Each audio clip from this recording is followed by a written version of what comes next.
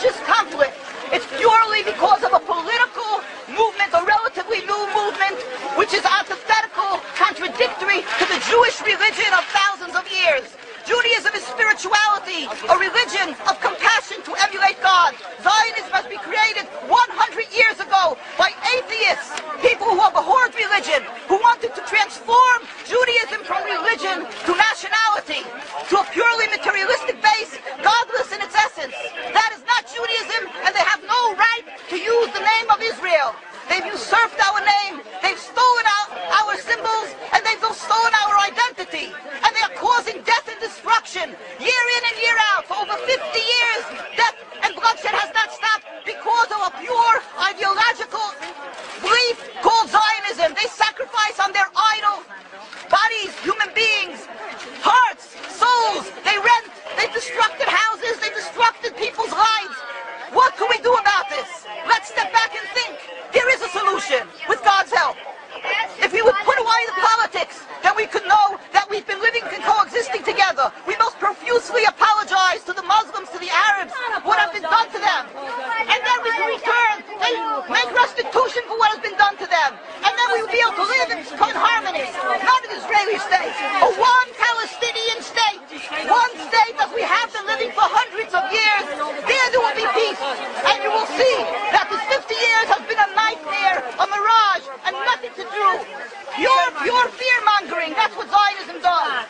It's panic, going into a theater and yelling, fire, fire, that's what Zionists do.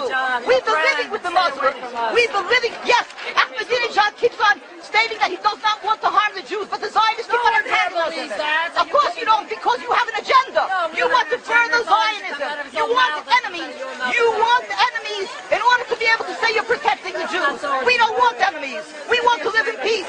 We have been always living in peace with the Muslims, and we will, with God's help, continue to live with them in peace. We implore the participants in this conference, read, step back, study the history truthfully, and see what the true Jewish voice is of hundreds of thousands of Jews who are still true to their religion, whether they're living in Jerusalem, whether they're living in New York. What do these Jews in Williamsburg section of Brooklyn, hundreds of thousands of Jews who are the most God-fearing in the community, why are they all opposed to the state of Israel? Why is that one Israeli flag in Williamsburg, Brooklyn?